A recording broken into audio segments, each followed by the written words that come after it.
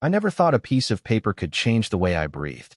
For 25 years, I believed I knew my husband inside and out. We built a life together, steady and predictable.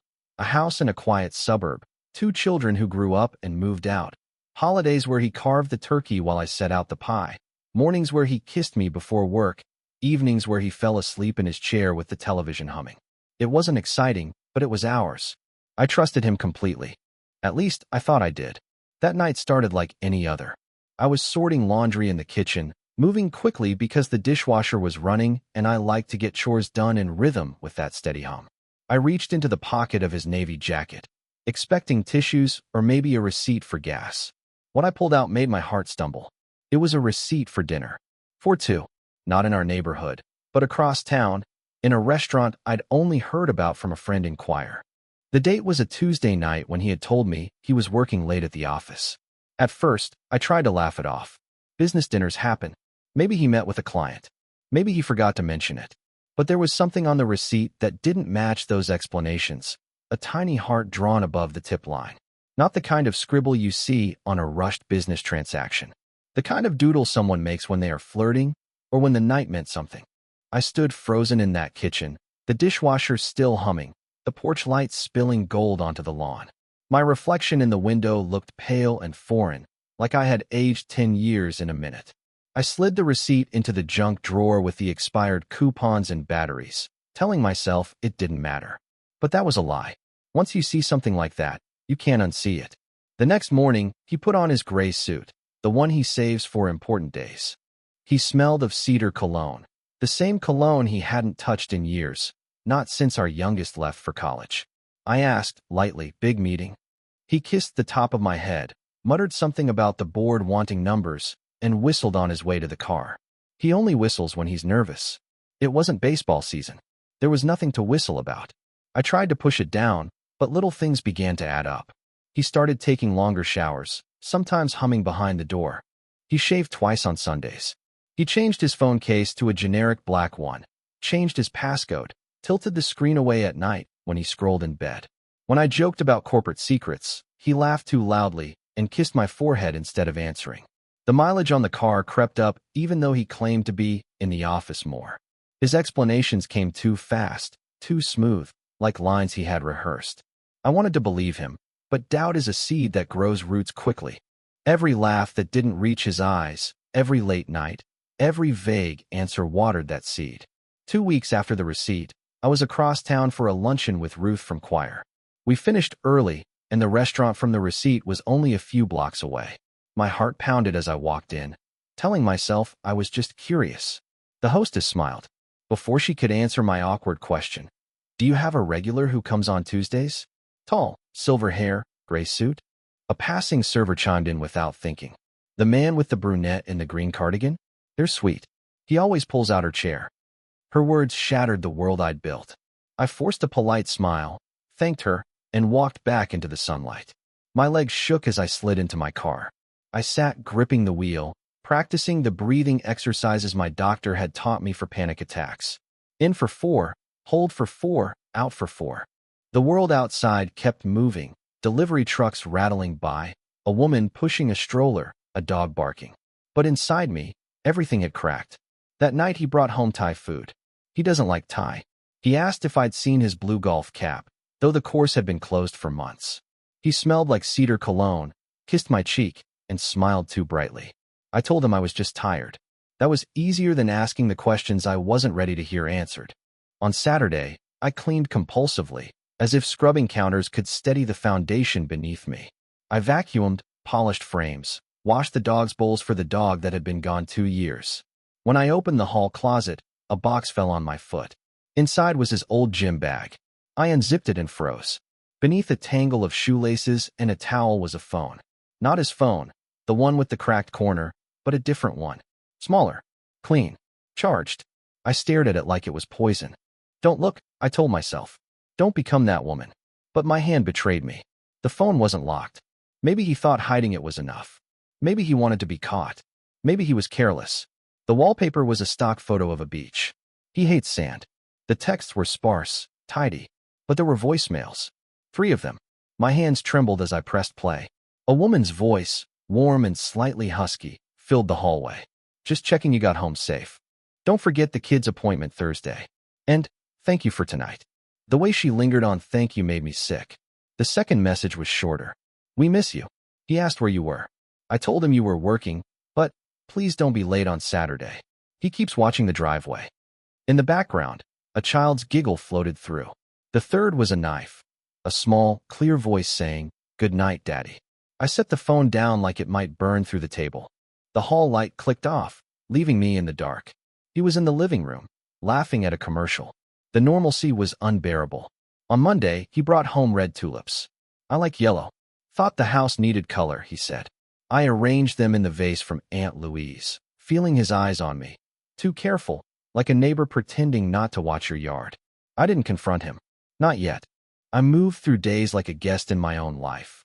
Cooking, smiling, singing in choir, grinding my teeth at night until my jaw ached.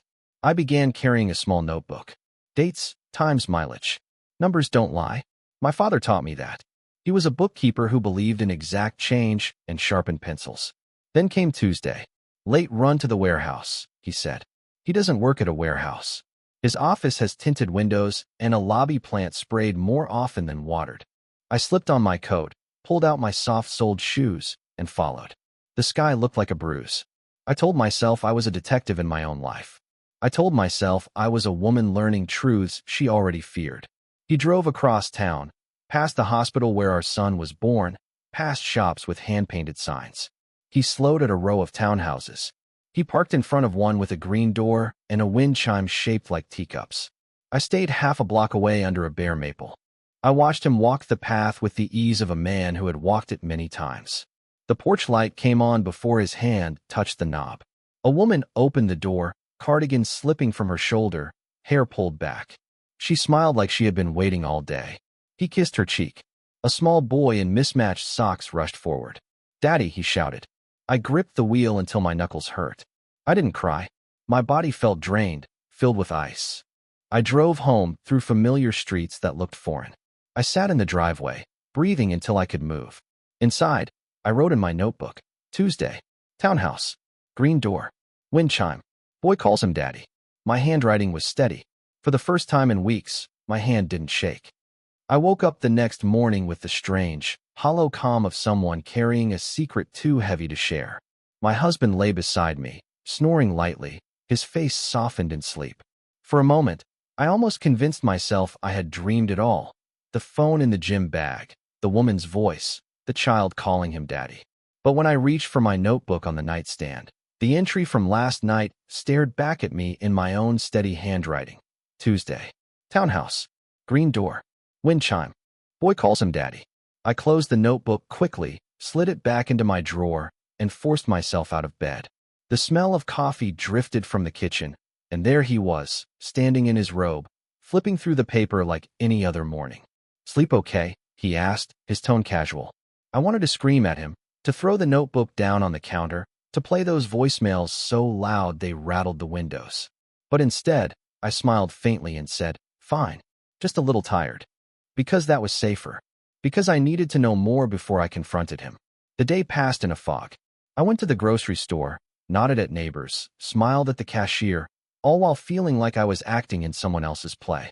I couldn't stop replaying the image of that green door, that wind chime, the little boy in mismatched socks.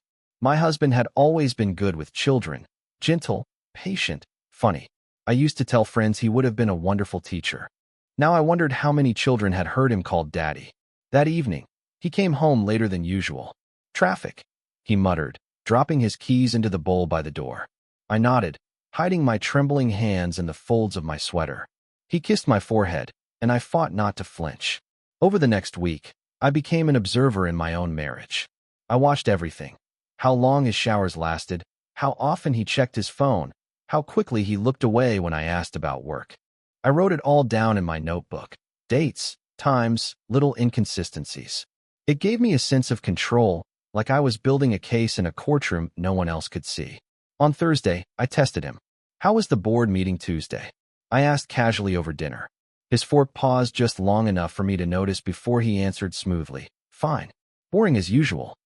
He even chuckled. But I saw the flicker in his eyes, the the one that said he was remembering which lie he had told. I wrote it down later. Hesitation.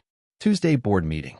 I started looking through our bank statements, something I had never bothered with before. There were charges I didn't recognize, gas stations across town, restaurants he had no reason to visit. Small amounts, easy to miss. But together, they painted a picture. One afternoon, while folding laundry, I found another slip of paper in his pocket, a dry cleaning ticket from a shop across town. I tucked it into my notebook. Each piece of evidence felt like another brick in the wall between us. And yet, in front of our friends and family, he was the same charming man he had always been. At church on Sunday, he held my hand, nodded along to the hymns, and chatted with neighbors about football. No one would suspect. If anything, they would envy us. 25 years of marriage, still together, still smiling. They didn't know that behind closed doors, I was suffocating under the weight of his lies. One night, I decided to follow him again.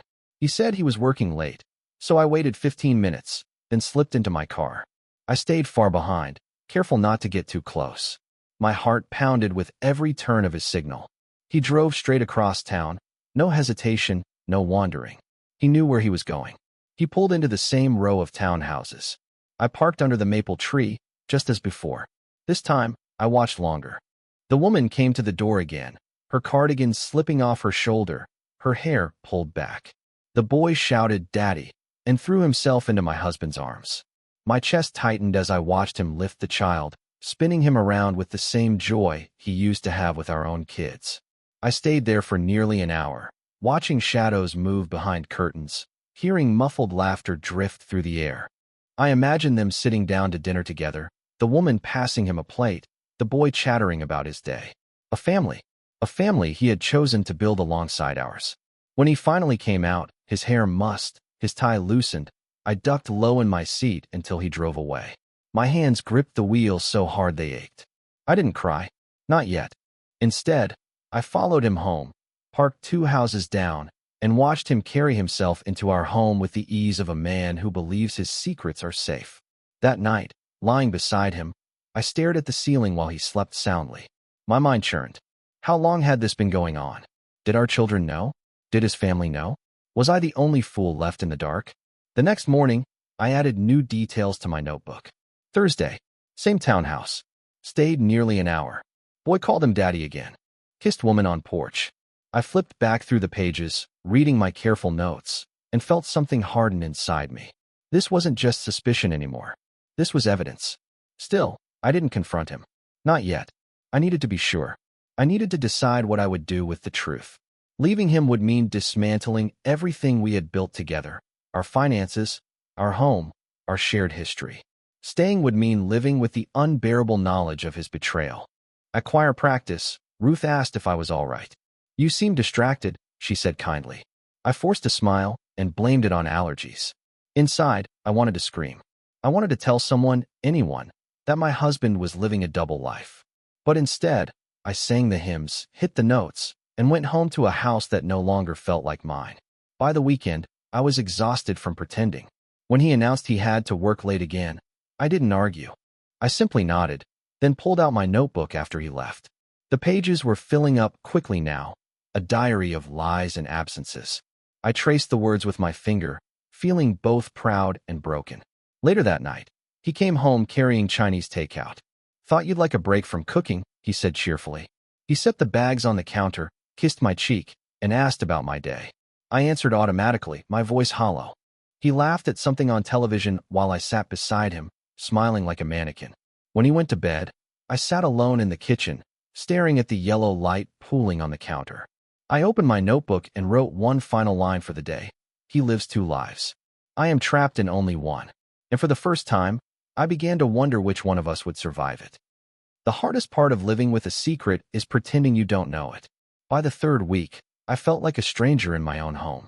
Every smile I gave him felt like a performance. Every dinner we ate together was a scene I acted out. He sat across from me, telling stories about work, about traffic, about some new intern who didn't know the copier code, and all I could hear in my head was a small boy's voice whispering, "Good night, Daddy." I told myself I could live like this for a while. That gathering more evidence would make me stronger. That waiting would give me clarity. But every day the weight grew heavier. and I could feel something inside me fraying, thread by thread. On a Thursday night, he claimed he had another late meeting. I let him leave without comment. 15 minutes later, I slipped out of the driveway in my car, headlights dimmed, my heart pounding like a drum in my chest. I already knew where he was going. I think part of me just needed to see it with my own eyes again, to erase any doubt that lingered. The drive across town felt longer than usual. Every stoplight seemed to hold me hostage. Every passing car felt like a witness. When I finally turned onto that familiar street, the townhouses stood quiet, their porch lights glowing like watchful eyes. I parked beneath the bare maple, hands gripping the wheels so tightly that my knuckles ached. His car was already there, parked neatly in front of the green door. The wind chime tinkled softly in the night air. My stomach twisted. I lowered my seat slightly, hoping the darkness would shield me.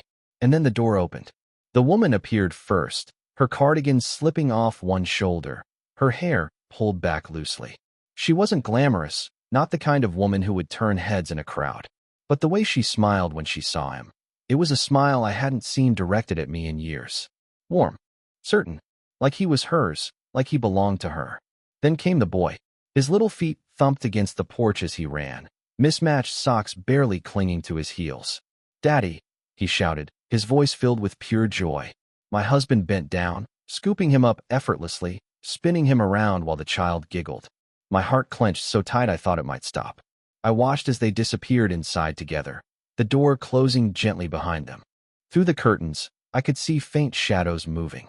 The boy's quick steps, the woman's slower pace, my husband's familiar frame bending to take off his shoes. They looked like a family, a real one. And I was the outsider, parked in the cold, watching the life he had chosen without me. Minutes passed, then 30, then nearly an hour. I sat frozen, my breath fogging the glass, my notebook open on my lap. I wrote down every detail: time of arrival, duration, laughter audible from porch, woman's smile, boy calling him daddy again. My handwriting was jagged, the lines shaky, but the words were clear. When he finally emerged, the boy clung to his leg, refusing to let go. My husband knelt, whispered something I couldn't hear, and kissed the child's forehead. The woman placed her hand gently on his shoulder, a gesture so intimate it made bile rise in my throat. He squeezed her hand briefly before walking back to his car. I ducked low until he drove off. Then I sat there, staring at the house. The green door, the wind chime, the glow of a lamp inside where my husband had just been sitting, smiling, living a second life. By the time I drove home, my face was numb. I pulled into our driveway and sat there, engine off, staring at our own front door. The house looked the same as always. Neat, tidy, the porch lights still on. But to me, it was a stage set. The props of a life that had already crumbled.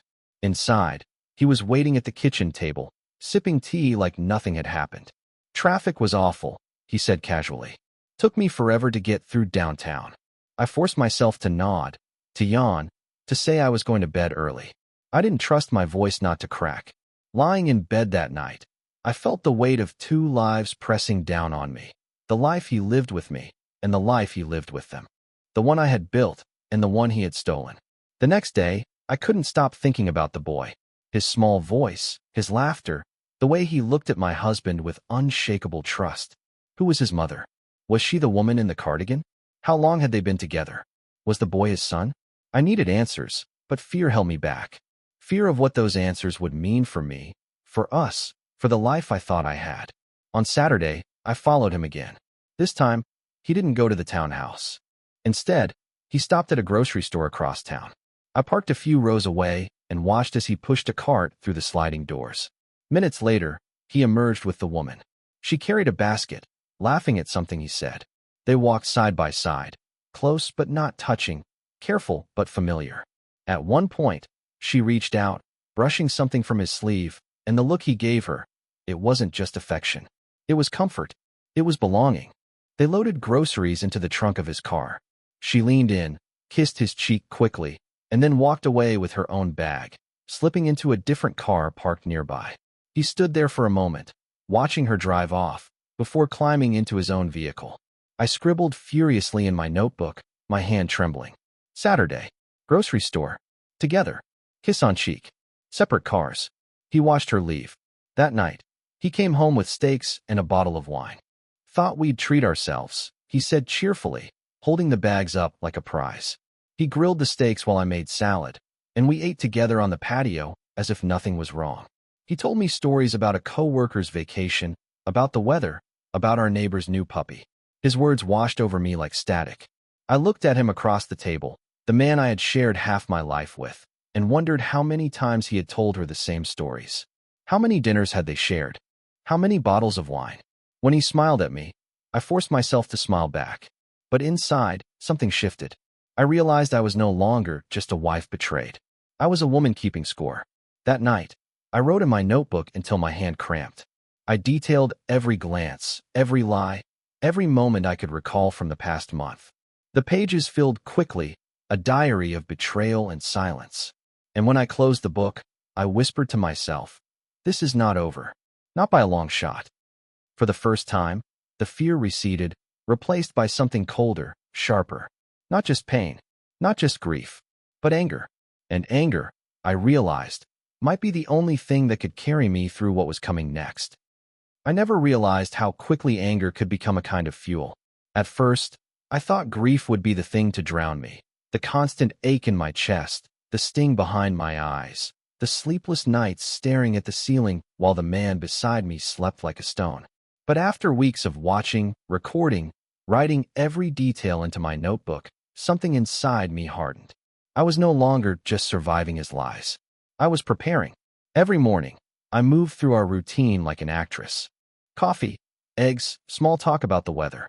He'd kiss my forehead before leaving for work, and I'd smile faintly, as if nothing was wrong. But inside, I was planning. My notebook had become my lifeline. Pages filled with times, places, receipts, even sketches of the green door and the wind chime that haunted me. It wasn't just a diary anymore. It was evidence. One Tuesday, he left earlier than usual. Claimed he had to meet a supplier before the office opened. I waited until his taillights disappeared, then opened the hall closet. My fingers trembled only slightly as I pulled down the gym bag. The second phone was still there. I held it for a long time, the weight of it pressing into my palm like a stone. This time, I didn't just listen to voicemails. I scrolled through call logs. Dozens of missed calls and texts from one number, most labeled simply as home. My stomach churned. That wasn't our home. It was theirs. Their life. Their house with the green door and the little boy who called him daddy. I copied the number into my notebook, then slid the phone back exactly where I had found it. My pulse hammered in my ears, but I kept my hands steady. When I closed the closet, I whispered to myself, control. Because that's what I had now. On Thursday, I called the number from a payphone near the library. My voice shook as I asked for him, pretending to be a colleague from work. A woman answered. Her voice matched the warm, husky tone from the voicemails. She hesitated before saying he wasn't home, then quickly asked, can I take a message? I hung up without answering, my fingers numb against the receiver. For the rest of the day, I couldn't stop replaying that moment. The way she had said home, with such certainty. It wasn't just an affair. It wasn't casual. He had built an entire second life. That night, when he came through our door, whistling lightly, carrying a bag of groceries, I felt my rage rise like fire. He set the bag on the counter and kissed my cheek, talking about how the roads were terrible, how the office was stressful. I smiled and nodded, but inside, I wanted to scream. Instead, I excused myself, went upstairs, and wrote in my notebook, called the number. She answered, said he wasn't home. That house is hers. He belongs there too. On Saturday morning, I followed him again. He stopped at the grocery store across town. This time, I parked close enough to see better. The woman appeared, pushing a cart with the boy bouncing beside her. My husband walked straight to them, his face lighting up with a joy I hadn't seen in years. He leaned down to kiss the boy's head, then reached out to help her with the cart. They moved together like a unit, like a family. I watched as they laughed about something near the produce aisle, their heads bent close, their bodies angled inwards. It wasn't the body language of an affair. It was intimacy, comfort, belonging. When they left the store, she slipped her arm briefly through his, and though he pulled away quickly, careful, cautious, I saw enough. My hand clenched so tight around the steering wheel that my knuckles turned white. I wrote it all down later. Every glance, every touch, every smile. The notebook was nearly half full now, and I flipped back through the pages, tracing the evidence with my finger. This was no longer about suspicion. This was proof. That evening, I didn't cook. I set the notebook on the table in front of me and waited for him to come home. He walked through the door carrying flowers, yellow this time, the ones I prefer. He smiled as he handed them to me. Thought you could use a little sunshine. I stared at the petals, bright and cheerful, before placing them gently in the vase. My hands were calm. My voice was calm. But inside, a storm raged. After dinner, while he watched television, I sat at the kitchen table with the notebook open. The pages stared back at me. Tuesday, green door. Thursday, phone call. Saturday, grocery store. Boy calls him daddy. Kiss on porch. Kiss on cheek. Hours spent away. For the first time, I didn't feel powerless. I felt dangerous. I began to think about what I would do with this evidence. I could confront him directly, slam the notebook onto the table, demand answers. Or I could wait, gather more, and strike when he least expected it. I thought about our children. Grown now, living their own lives. How would they react if they knew? Would they see him as the father who tucked them in and drove them to soccer games? Or as the man who betrayed their mother? That night, I lay awake, staring at the ceiling while he snored beside me. I realized I had a choice. I could remain silent, trapped in the role of the dutiful wife, or I could reclaim the pieces of myself he had stolen with every lie. The next morning, I stood in front of the mirror, studying my reflection. My face looked tired, lined with worry, but my eyes were sharp. Focused. I whispered to my reflection, he thinks he's in control, but he's not. Not anymore. When he left for work that day, I didn't just watch him go. I pulled the notebook from my drawer, tucked it into my purse, and stepped outside. The air was crisp, the sky pale blue. For the first time in weeks, I felt a strange kind of power. I wasn't just documenting his betrayal anymore. I was preparing for the day I'd use it against him. And whether that meant exposing him, leaving him, or destroying the double life he had so carefully built, I hadn't decided yet. But one thing was certain, I was done being blind. I didn't plan for the confrontation. It came to me the way storms do, suddenly, without warning, building in the silence before breaking open. For weeks I had been collecting proof, filling my notebook with receipts, phone numbers, times, and whispered details that painted a picture darker than anything I had imagined. But a picture only matters if you show it. That Sunday, he suggested brunch after church. He smiled as he held my hand during the hymn, his voice blending with mine as if nothing were wrong. My mind buzzed with the knowledge I carried alone, and when he leaned over to whisper, "You look beautiful today," something inside me snapped. At brunch, the waitress brought coffee. He ordered his usual omelet, cracking a joke about how cholesterol warnings were invented by people who hated joy. I looked at him across the table and felt a rush of anger, so sharp it left me breathless.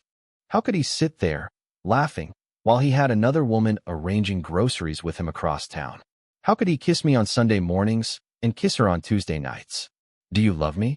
The words left my mouth before I could stop them. They hung in the air, heavy, unexpected. He blinked, startled, then chuckled. "Of course. Why would you even ask that?" I leaned forward, my hands flat on the table. My voice was steady, though my heart pounded. "Then why does a little boy call you daddy in a house with a green door and a wind chime?"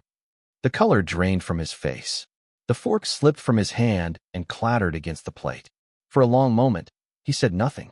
The din of the restaurant carried on around us, clinking glasses, laughter, the hiss of the espresso machine, while our world narrowed to silence. Finally, he whispered, "You followed me." "I did," I said. "And I saw everything. I know about her. I know about the boy. I know you've been living two lives, and I want to know why." His jaw worked, but no words came.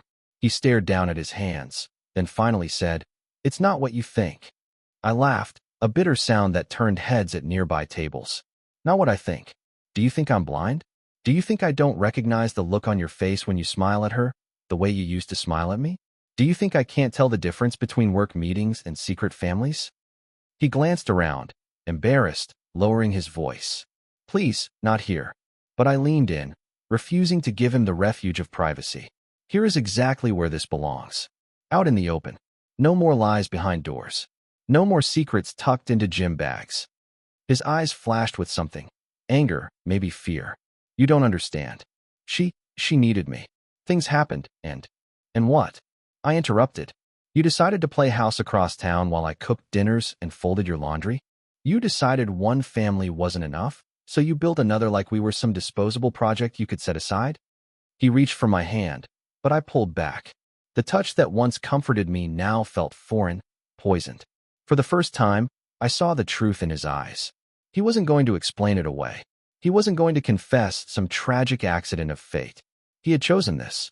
He had chosen her. He had chosen them. I pushed my chair back, the scrape of it loud against the floor. My hands shook, but my voice was strong. You've already destroyed this marriage. The only choice left is mine, whether I walk away quietly or whether I make sure everyone knows the kind of man you really are. He opened his mouth, but I didn't let him speak. I gathered my purse, stood tall, and walked out of the restaurant, leaving him behind with his unfinished omelet and his unraveling lies. Outside, the air was cold and sharp, filling my lungs like ice water. My reflection in the restaurant window looked unfamiliar, but in a way that felt powerful. I wasn't the same woman who had found a receipt weeks ago and whispered excuses to herself. I was someone new, someone harder, someone who had a choice. That night, he tried to talk. He followed me around the house, pleading, promising explanations, swearing it wasn't what it looked like. I didn't answer. I packed a small bag and laid it by the door. When he asked if I was leaving, I finally turned to face him. I haven't decided yet, I said. But I know this. You no longer get to decide for me. I will choose how this ends. His eyes widened, but I didn't give him the comfort of more words. I went upstairs, closed the bedroom door, and sat on the edge of the bed with my notebook in my lap. The evidence was there, page after page, black ink on white paper. My life, my betrayal, my future waiting to be written. I stared at the final blank page for a long time before writing. Tomorrow, I decide. And maybe that's where this story really ends, or where it begins. Because now the choice is mine. Do I walk away from a man who split himself between two families? Do I expose him for the liar he is? Or do I find another way to make him pay for what he's done? What would you do if it were you?